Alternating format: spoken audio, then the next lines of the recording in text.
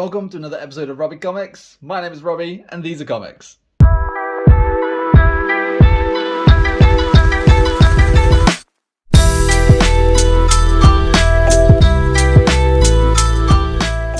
Okay, as always, we have got a huge stack of books to go through today. There's some really cool stuff in here, some stuff that I've been I have had my eye on for a little while. There's a few bits and pieces that I'll probably be putting on my shop as well. But yeah, mainly, well actually only X-Men books and some more Daredevil, because you know I'm on that Daredevil hype right now. So let's get through it. So we'll go through the X-Men books first of all. So these are all part of the same job lot, but there's lots of random stuff in here. But there's some pretty nice stuff in here too. So there we go, that's a little bit. I just had to readjust the camera for a sec. but yes, this is issue 1 of Obnoxo the Clown versus the X-Men. Kind of a creepy character on the front cover there, but it's in really good condition considering. I have no idea what even the premise of this book is, but it's yeah, same variant, so I'm pretty happy with that. Yeah, I love creepy characters. You know me, I do like my horror comics, but yeah, I'm not really sure what the main premise of this, but I just thought it was a really cool book. So that was part of the job lot. And then we've got the X-Men movie special. I think this is based on the second movie, I believe. But you know, nothing too spectacular there, but it's just a good modern day book. Random issue of X-Men Classic, or Classic X-Men, that's issue 10. Juggernaut and Storm on the front cover with, looks like some dead ones on the front there with Nightcrawler, Colossus and Wolverine. Pretty cool. Good condition as well. This one was a bit random. This is kind of like an index of the older X-Men books. So I'm not too sure what the kind of monetary value of this one would be. I couldn't really see much online about it when I was just flicking through there. But yeah, it's just like an index of the old X-Men books. So if we look through it real quick, it kind of has just like a front cover with then a brief explanation about that cover on the right hand, just like an overview and the artist and stuff on that side there. So I thought it was kind of a unique item. There seems to be, I think this is issue 2. So yeah, but yeah, I thought it was just a bit weird and kooky, so I was quite happy with that one. Speaking of weird and kooky, so this is an X-Men annual. I'll put it that way around, probably best, from 2001.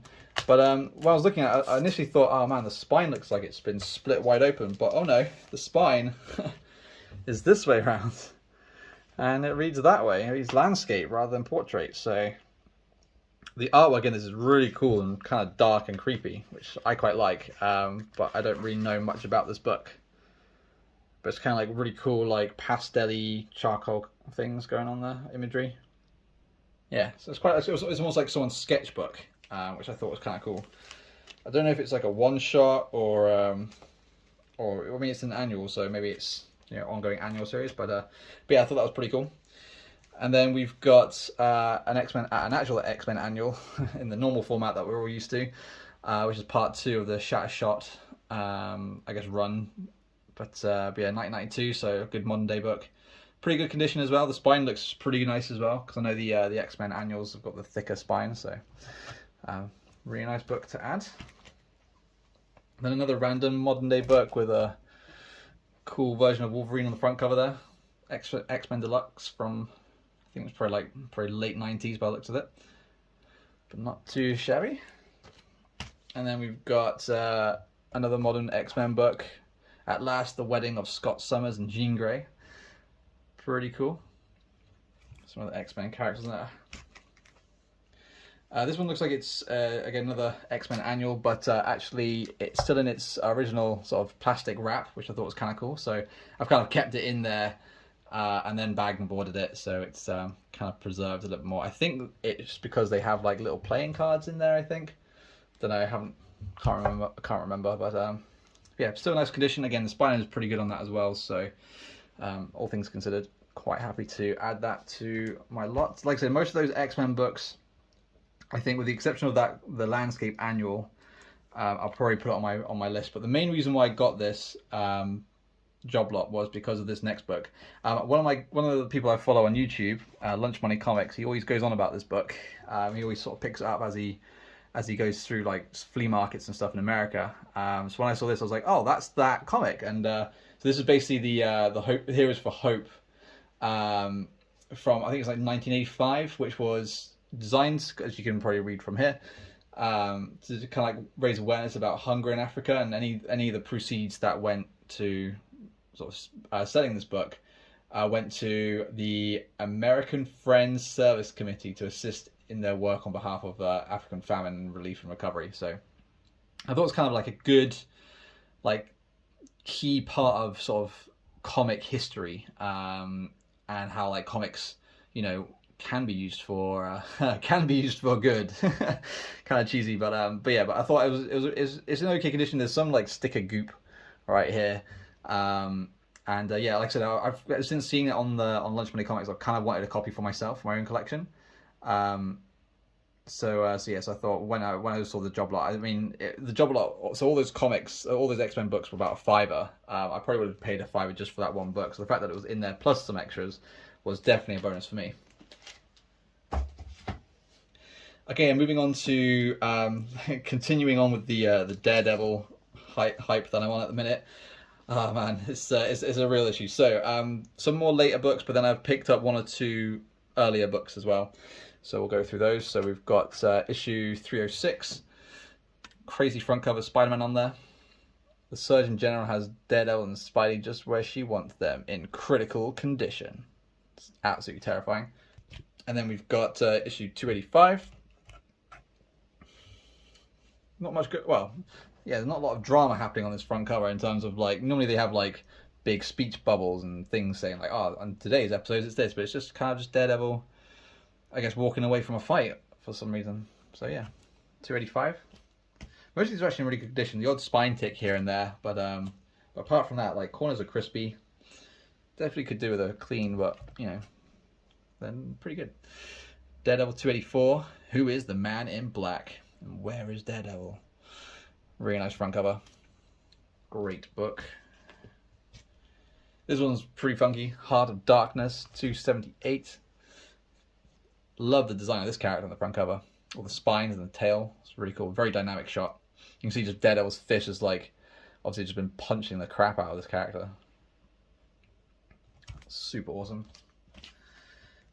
And then we've got 277. Don't know what the hell this thing is, but that looks creepy as hell. Yeah, another dynamic shot. Daredevil sort of tearing through some fabric there. Got some cool skulls. Got this creepy monsters in the background. I guess this could be considered a bondage cover potentially, but you never know. What's the yeah, that's cool. Then we've got 275, Hollow Victory. That kind of looks like see, the problem is, like, I see all these characters on the front cover of these books, because I haven't actually read most of them as of yet. I'm kind of like waiting until I've got a good solid run before I start reading them properly. He kind of looks like Ultron from Avengers. But I don't know if it actually is Ultron. It could be a Doom bot, it could be something else, I don't know. But it just looks kind of cool. Then we've got, this one's kind of a weird front cover, but 264, featuring the deadly owl, Baby Boom. Oh man. I can only imagine what happens in that book. Some kid with some like nuclear power or some shit, I don't know. Looks cool though. I can't wait to get stuck in and actually start reading these properly, because I do like flick through them just to make sure that the comic's in relatively good condition, but yeah, I don't actually spend time properly reading them. This is a really cool front cover. This looks like Shatterstar actually, by the looks of things, but it's probably not. But it looks like it was cut weirdly. You see like Inferno's like being cut off the top there. By Demons Driven Daredevil, the Man Without Fear. That's a really cool front cover. I quite like that. And then we've got Inferno Continues 262, Never Disturb a Demon. Daredevil fighting off some kind of weird techno thing. I don't know. Not sure what's going on with that one.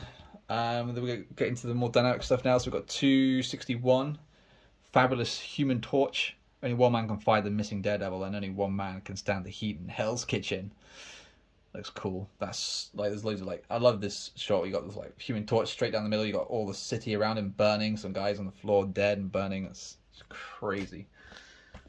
This is why I loved it. Like, this is why I think I got into the Daredevil books, because with the other superhuman books, like there's just like action shots on the front cover where they're fighting and stuff, but like there's a lot of violence in Daredevil, I'm finding, which is cool because you don't really associate Marvel with that kind of level of brutality and violence. But like the Frank Miller run part of Daredevil, which I've read a couple of times, is so good, so good. This is 260, double-sized spectacular, so probably like 60-ish pages. Yeah, but still pretty good condition. Pretty much all these Daredevil books are actually in really good nick. So that's that one, and then I think the next lot, let me just double check. Yeah, the next load are ones that I picked up from, so there's that old comic book shop in Worcester that I tend to go to once a month roughly, and they had a bunch of older Daredevil books, so I thought I'd grab some of those. Plus there's one that I got from eBay as well, so this is one of the ones I got online. Stay Back Avengers is Touch Means Certain Death. Death Stalks the Shadows. That's a really cool dynamic front cover. You got like Hercules, Cap, Black Widow. I do like how in the older, but in the sort of lower issue books, Daredevil's kind of got this like back and forth with Natasha. I think that's kind of cool. Black Widow. This was one I picked up on eBay just so because it filled like a gap that was kind of annoying me.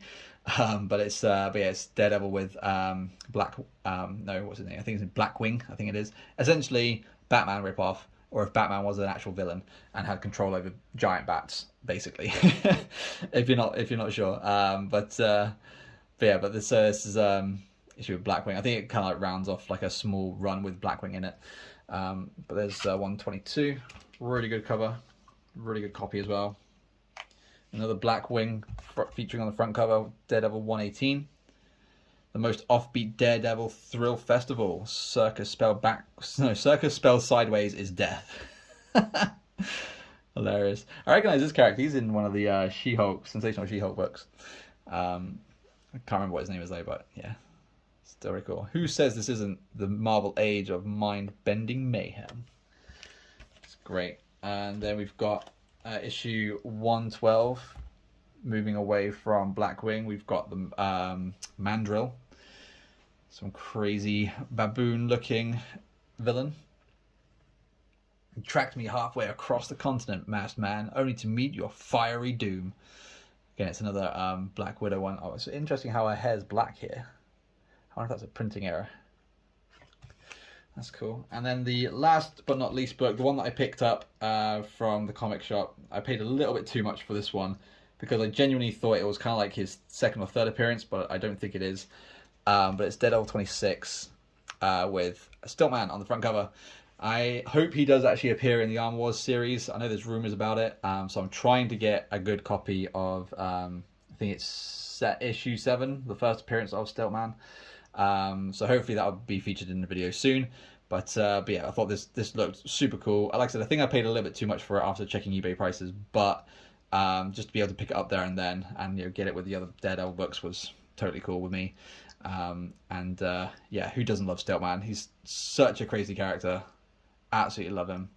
I've read this book and it's a little bit zany like to start with because I don't know if Matt does this in previous issues, but he kind of like portrays his like weird twin brother Mike, and he just basically plays like a proper douchebag character. So I was just like, why is Daredevil doing this? But I'm sure it's probably referenced later on down the line. But yeah, but that's it for this week's episode. Okay, so that's it for today. As always, thank you so much for watching. If you like what I'm doing, please hit the like button and subscribe to the channel. Drop a comment down below. Let me know what you think. These two are definitely the most standout books from the books we just looked through.